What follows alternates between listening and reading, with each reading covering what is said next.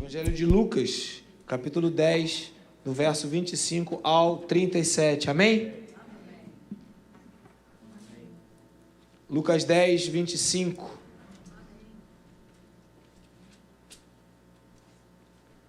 Está escrito: certa ocasião, um perito na lei levantou-se para pôr Jesus à prova e lhe perguntou: mestre, o que é que eu preciso fazer para herdar a vida eterna? O que está escrito na lei? Respondeu Jesus. E como você a lê? Porque às vezes está escrito uma coisa e a gente lê outra, né? Não, Jesus perguntou a ele, respondendo: o que está escrito na lei? Respondeu Jesus. E como você a lê? Verso 27. Ele respondeu: ame o Senhor, o seu Deus, de todo o seu coração e de toda a sua alma e de todas as suas forças e de todo o seu entendimento, e ame ao seu próximo como a si mesmo. Disse Jesus, respondeu corretamente: faça isso e viverá. Faça isso e viverá. Mas ele, querendo justificar-se, porque não fazia, perguntou a Jesus: e quem é o meu próximo? Em resposta, Jesus disse: um homem descia de Jerusalém para Jericó, de Jerusalém para Jericó, isso, e quando caiu nas mãos de assaltantes, estes lhe tiraram as roupas, espancaram-no e se foram, deixando-o quase morto. Aconteceu estar descendo pela mesma estrada um sacerdote. Quando o viu, o sacerdote passou pelo outro lado. E assim também um levita, quando chegou ao lugar e o viu, passou pelo outro lado. Mas um samaritano, estando de viagem, chegou onde se encontrava aquele homem caído no chão, e quando o viu, teve piedade dele. Aproximou-se, enfaixou-lhe as feridas, derramando nelas vinho e óleo. Depois colocou-o sobre o seu próprio animal, levou-o para uma hospedaria e cuidou dele. No dia seguinte, deu 2 denários, que era uma moeda de prata equivalente à diária de um trabalhador. Deu 2 diárias de um trabalhador, deu 2 denários para aquele homem, e ao hospedeiro, e disse: cuida desse homem aqui. Quando eu voltar, eu lhe pagarei as despesas que você tiver. Qual destes 3 você acha que foi o próximo do homem que caiu nas mãos dos assaltantes? E aquele perito da lei respondeu: aquele que teve misericórdia dele. E Jesus disse: é isso, vá e faça o mesmo. Amém, queridos?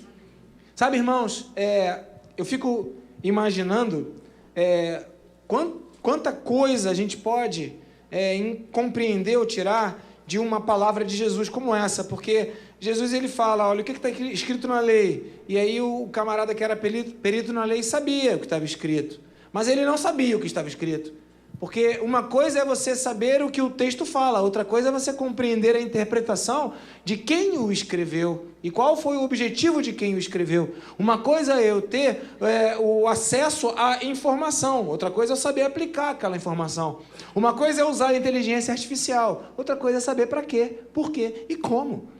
As informações estão nos livros, agora estão nos computadores, mas se você sabe as informações, mas não sabe o que fazer com elas, não sabe quais perguntas fazer e não sabe como colocar em prática aquilo que lhe é informado, você não sabe nada. Então Jesus vira para o perito da lei e pergunta: o que está escrito na lei? Como você lê? E aí o perito da lei falou tudo direitinho, mas ele não fazia aquilo que ele sabia.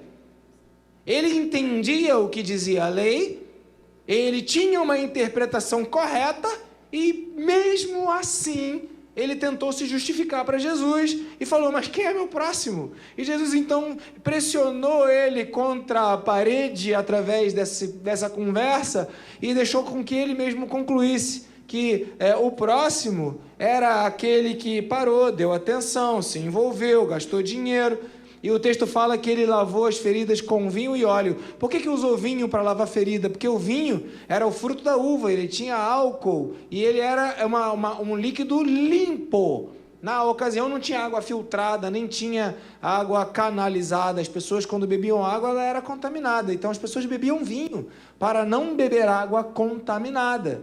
Porque o suco da uva, o vinho, ele tinha uma pureza. né? Então ele pegou, lavou as feridas com aquele vinho e depois passou o óleo, que era o unguento, que era o remédio que tinha naquela época, para curar as feridas. Era aquilo mesmo, era óleo. Por isso que quando a gente vê na Bíblia o exemplo do óleo, a gente fala sobre unção com óleo, está falando sobre cura. Tiago fala sobre isso, né? Está alguém dentre vós enfermos, chama os presbíteros da igreja e a oração com óleo, né? Unja um com óleo e a oração com óleo o curará. É isso que está sendo falado. Então esse camarada, ele gastou o dinheiro dele no vinho, gastou o dinheiro dele no óleo, gastou o dinheiro dele, os 2 denários, 2 diárias de trabalhador. Quanto é uma diária de um trabalhador hoje? 150? 200? Né? Talvez uma pessoa que trabalha melhor vai até mais, né? Depende do trabalhador, né? Quanto custa a diária de uma trabalhadora arquiteta? Às vezes a Drica arruma uns trabalhos lá que ela ganha uns 400 na diária. Deus seja louvado, né? Que ela arruma todos os dias essa diária. Então ele pega aquele dinheiro, ele vai lá e entrega aquela diária e deixa adiantado o pagamento e vira depois para aquele período ali e fala: quem foi o próximo? Foi o que se envolveu, foi o que que fez o que tinha que fazer. Mas eu não quero falar desse lado da palavra, não. Eu quero falar do outro lado. Eu quero falar como é que se sente uma pessoa que está caída à beira do caminho. Como é que se sente, talvez, você que está se sentindo abandonado. Você já foi assaltado? Outro dia eu fiquei sabendo aí que o Ítalo foi assaltado e que pegaram o celular dele. Você já foi assaltado?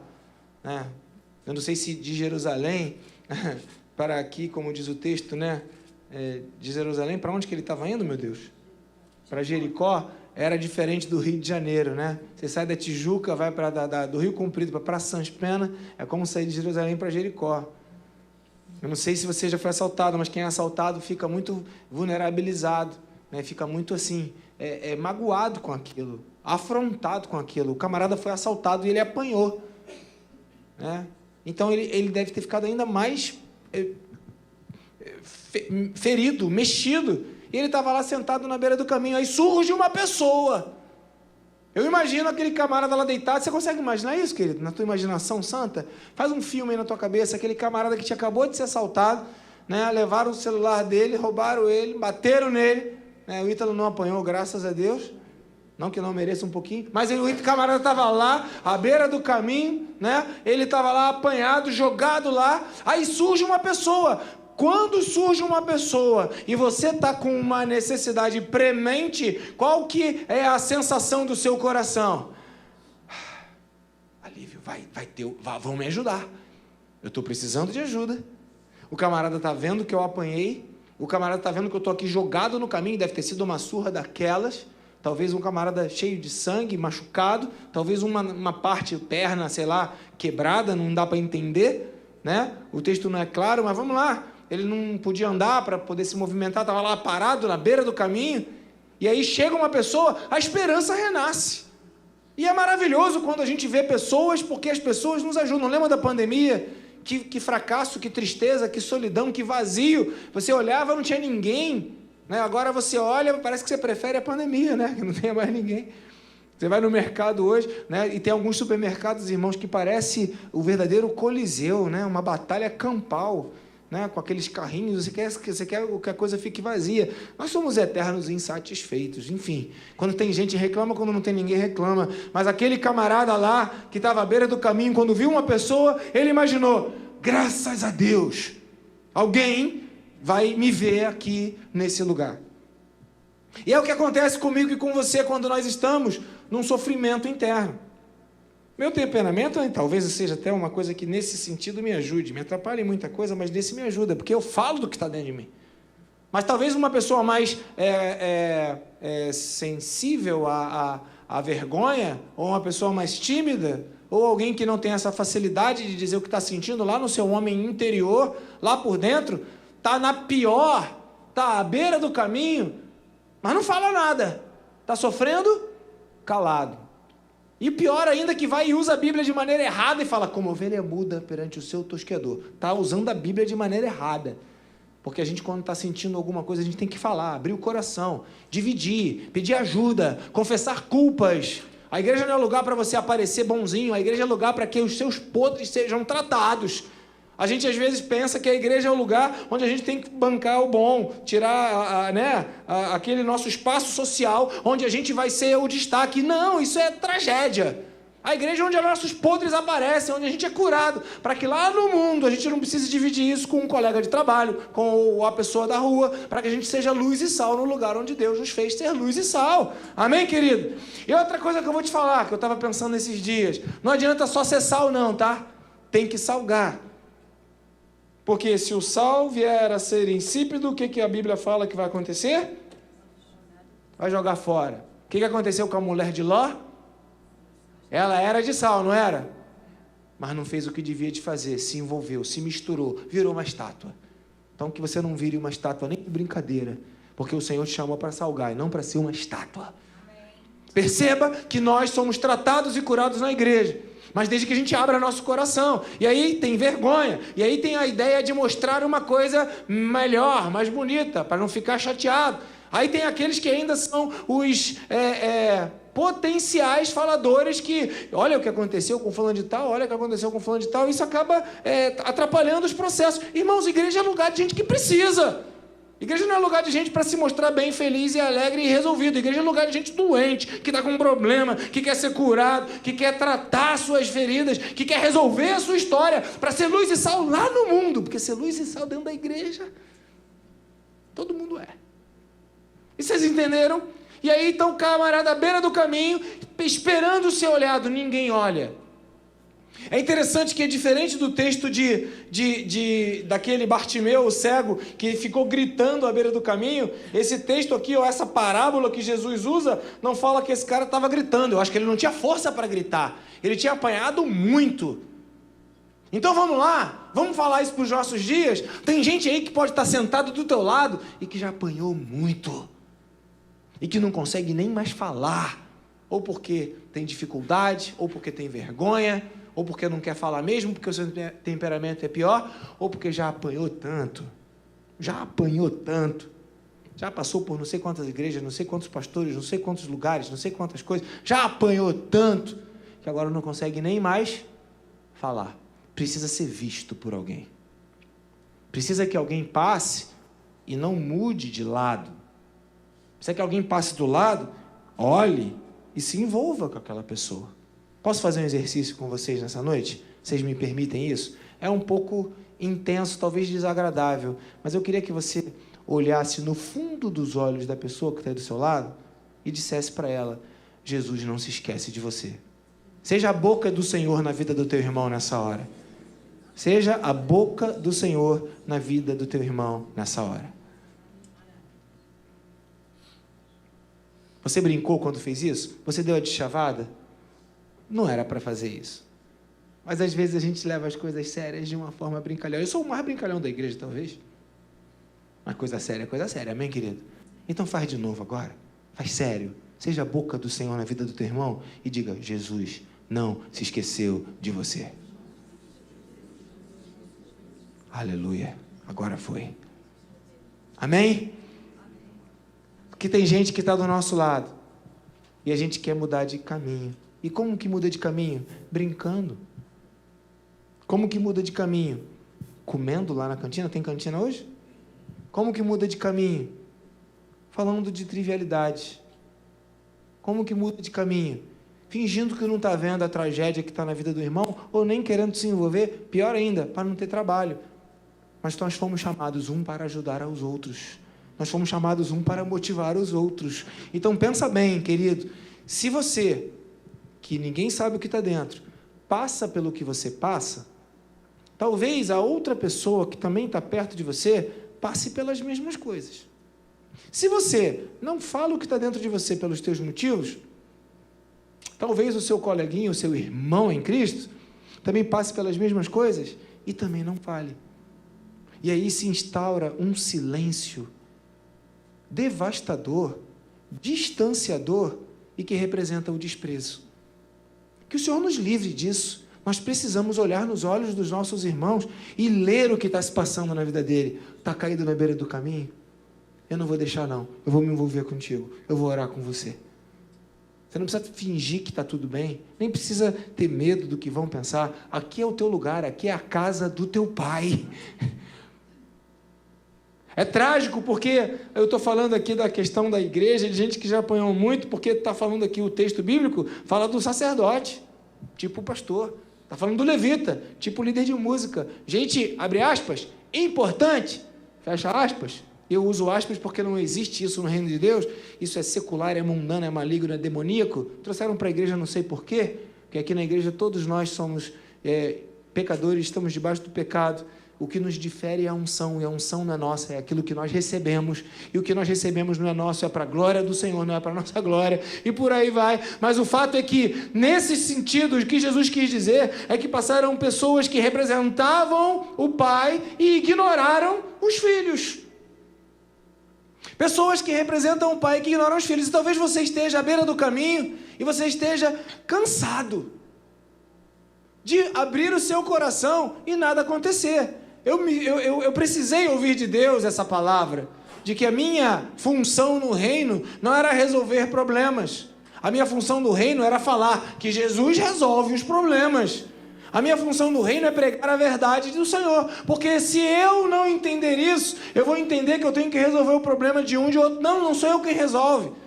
Não, como Naamã, eu pensei que eu fosse lá no pastor Ângelo, né? Imagina Naamã, eu me comparando aqui ao profeta, o pastor Ângelo ia fazer aquela oração no culto, ia me chamar lá na frente, ia orar, ia ser aquela coisa tchan, tchan, tchan, tchan, e eu sairia de lá curado. Quando na verdade eu tenho que tomar banho no rio fedido, né? Abana e farfar, como Naamã disse, e aí a pessoa desacredita. Não, a cura não vem pela pessoa que ora, a cura vem pelo poder de Deus liberado na sua vida.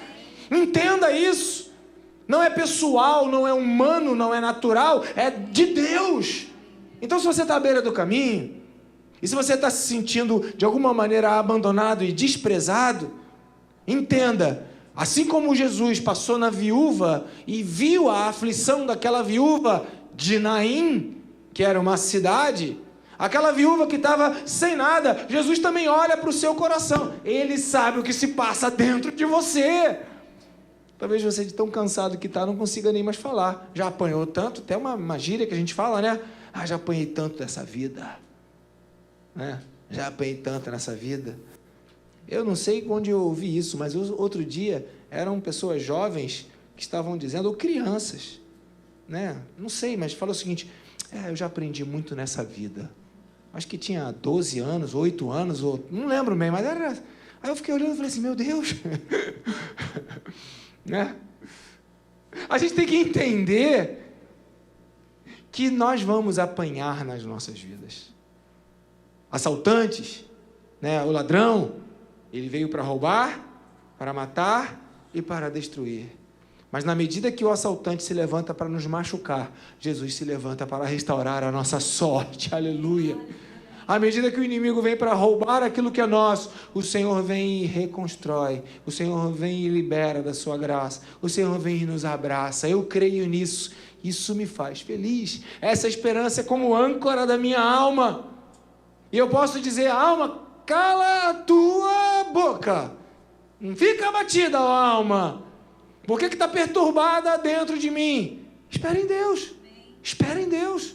Porque veio, imagina, à beira do caminho, jogado lá, vem a primeira pessoa, esperança. O que aquela pessoa faz? Despreza e ignora. O que acontece quando a esperança é adiada? Vocês são bons de Bíblia, hein? A esperança adiada faz adoecer a alma. Eu estou lá caído, imagina, ferido, machucado, todo frustrado. Vem uma pessoa, eu tenho esperança. É um líder da igreja.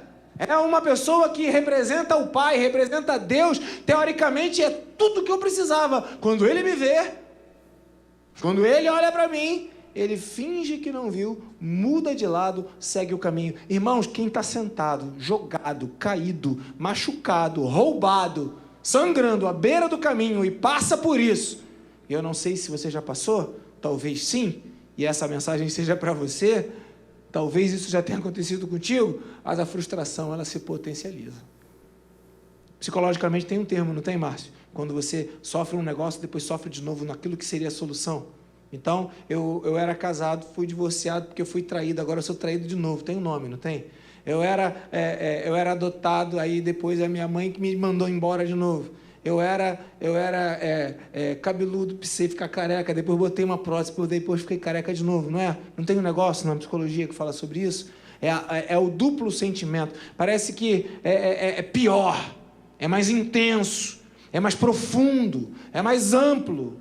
Quando a coisa acontece de novo, parece que se estabelece ali um padrão na nossa vida, e aquilo, a Bíblia chama isso de maldição. Aquilo amaldiçoa, e você acredita que vai ser daquele jeito o tempo todo. Então, aquele cara sentado ali à beira do caminho, machucado, quando ele viu uma pessoa, ele falou, vai me ajudar. Mas foi desprezado. Eu digo para vocês, eu não quero ser o tipo de gente que despreza aqueles que estão caídos à beira do caminho. Não quero, não. Eu luto. Por isso que eu gosto daquela canção. Muita gente fala mal, mas falam mal de tudo. Então eu estou tranquilo. Mas eu gosto daquela canção. Eu vou me gastar, me deixarei gastar pela tua obra, pelo teu reino. Como é que essa música fala, hein? Essa é a minha vida, eu escolhi, eu me gasto e me deixarei gastar. É um texto bíblico, né? Mas é uma música nova agora, moderna. Se os jovens não estão lembrando, quem dirá eu? Porque a gente não pode ser insensível àqueles que estão jogados à beira do caminho. E olha só, eu não estou falando de pessoas em situações de rua. Eu não estou falando de pessoas que não estão perto de você. Eu estou falando de gente que está dentro da igreja, talvez sentada do teu lado, precisando que você olhe nos olhos e que você diga, Jesus não se esqueceu de você. Sabe, queridos, uma das coisas mais interessantes que eu vejo na Bíblia é a história daquela outra viúva que foi lá dar uma carteirada no profeta e falou, meu marido era teu empregado, meu marido morreu, fiquei viúva, vamos chegar para poder pagar as contas, o que eu faço? Aí o profeta falou, vai lá, pede vasilha emprestada dos vizinhos e pega um pouco do azeite que você tem e vai derramando. Eu sempre uso isso como um exemplo que às vezes a gente pensa que tem pouco, mas quando o Senhor, Ele nos dá uma ordem, um pouco que a gente tem, a gente vai derramando na vida da vasilha dos vizinhos, e aquilo vai aumentando. A gente vai derramando e vai aumentando. Mas eu não tenho nada, eu não tenho como dizer aquilo para o meu irmão, porque eu preciso ouvir aquilo. Mas aquilo que eu semeio, eu colho, aquilo que eu entrego, eu recebo, aquilo que eu libero, eu sou abençoado. Então, quando eu digo para o meu irmão, o Senhor não se esqueceu de ti, sabe o que acontece no mundo espiritual, queridos? Você se sente cuidado pelo Senhor na tua vida. O problema é que nós ficamos passivos, esperando que alguém nos encontre. Tudo bem, talvez você esteja jogado à beira do caminho, tão machucado que não consiga falar. Aí Jesus vai mandar alguém te cuidar, em nome de Jesus. Mas se você ainda consegue falar, está na hora de você abrir teu coração. Está na hora de você liberar aquilo que te deixa triste, magoado, ferido, frustrado, limitado, vulnerável, porque o Senhor quer curar a sua vida. É isso que Ele faz, Ele cura as nossas vidas. Não é a igreja, não é a oração do pastor, não é a palavra que é liberada, ela edifica, ela abençoa, ela exorta, ela conforta, ela consola, ela não volta para o Senhor vazia, mas o que vai fazer a obra de Deus acontecer na sua vida é o Deus Todo-Poderoso, que é o dono da obra, é Ele quem age, e Ele age segundo a medida da fé. Então a ordem é, permaneça em mim, ou, como eu falei de manhã, permaneça em mim, permanece em mim. Permanece em mim. Aí eu vou permanecer em você. Aí vai dar tudo certo. Permaneça em mim. Permanece em mim.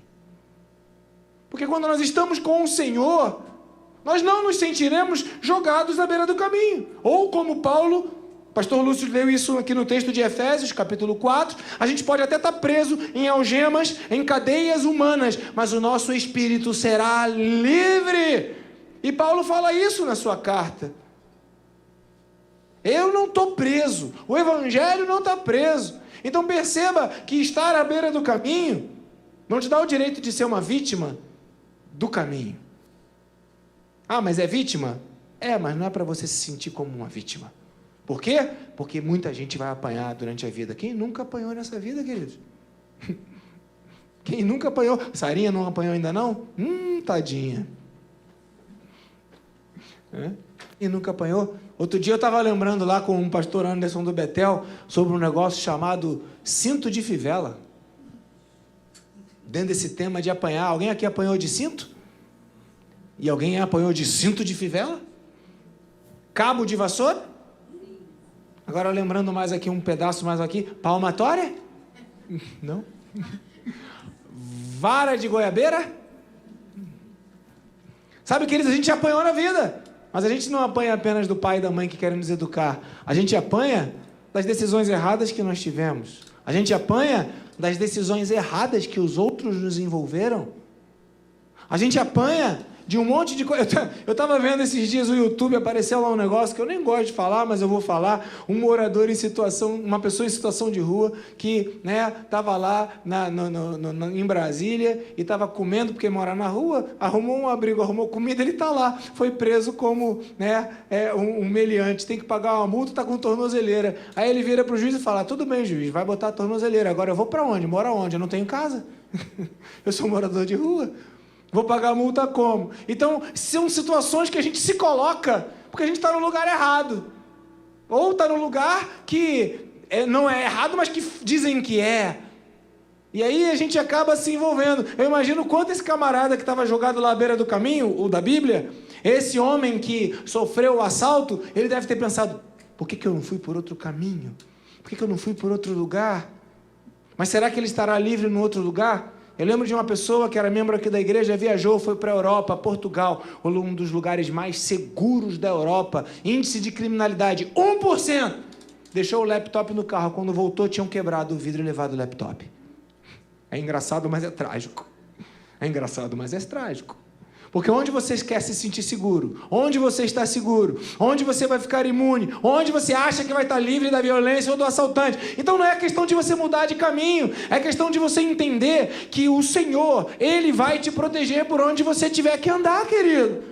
Ah, mas acontece aí as tragédias, acontece, vão te bater, vão. Mas você ainda pode confiar no Senhor. Talvez você está colocando a tua expectativa em homens. E aí você se redecepciona. Ou, como foi o caso aqui desse homem caído à beira do caminho, ele se decepcionou 3 vezes. A primeira com o assaltante, a segunda com o sacerdote, a terceira com o levita. E Jesus usa esse exemplo para dizer, da onde ele não esperava que iria haver uma saída, Deus trouxe livramento. E aí eu posso dizer para você isso. Amém?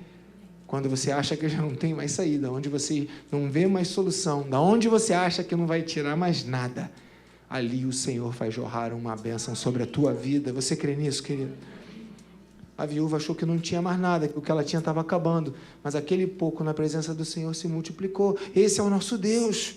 Não tem como mudar o discurso, não tem como mudar a tese, não tem como mudar a teoria. Agora, Satanás vai dizer para você, é mentira, não é assim que funciona, você precisa fazer contatos, você precisa se relacionar com pessoas, você precisa chamar a atenção, você precisa atrair a liderança, você precisa tomar conta do que é teu, você precisa, mulher, toma conta do teu marido. E aí você tem que botar isso, tem que botar aquilo, tem que fazer esse procedimento, fazer aquele outro, ficar no esquema, vai para academia, fica tchan, porque senão teu marido vem uma sirigaita. Pode dizer isso? Se é palavrão ou não, né? Não tem que tomar cuidado com o que fala, né? Porque às vezes o que para mim não é, para você é. Tem que vigiar, né? Aí vem aquela piriguete e então não, eu vou ficar no esquema, pastor. Eu vou tomar conta da minha casa, eu vou lutar pelo meu casamento. É desse jeito? É com sensualidade, é lutando as batalhas do mundo? Espera aí, gente, calma. O nosso Deus, Ele age nas nossas vidas, age nos nossos casamentos, e nós recomeçamos o ministério de casais, para que homens sejam homens, mulheres sejam mulheres, e casais sejam casais. Então não coloque a sua esperança no homem, porque talvez você se decepcione de novo. Seja esse homem quem for. Então você vem falar mal de mim, ou vem falar mal do pastor Lúcio, vem falar mal da pastora Marisa, vem falar mal de qualquer pastor, tá bom, você colocou a tua esperança no lugar errado. Você vem falar mal da igreja tal, da igreja B, da igreja C, tá bom, você colocou a tua esperança no lugar errado. A nossa esperança está em Cristo Jesus, o nosso Senhor. E Ele não vai ter uma regra de quem vai te ajudar. Se você tiver de fato, sem conseguir falar, arruinado, você acha que o Senhor vai se esquecer de você? O profeta Isaías diz isso, vamos ler lá esse texto, você conhece, mas eu quero ler contigo. Isaías capítulo 49, versículo 15. Pode até ser que uma mãe, Isaías capítulo 49, versículo 15. Isaías 49:15.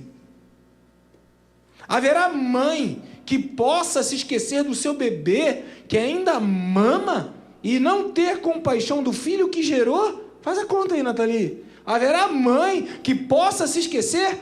Embora esse absurdo, isso que é muito incomum, possa acontecer, eu não me esquecerei de você. Deus não se esquece. Deus não se esquece. Deus não se esquece. Então não para de orar. Não saia do lugar da oração. Não para de orar. Não saia do lugar do jejum. Não para de orar. Não saia do lugar da dependência. Não para de orar. Não saia do lugar de um Deus que vai te olhar. Você pode estar caído.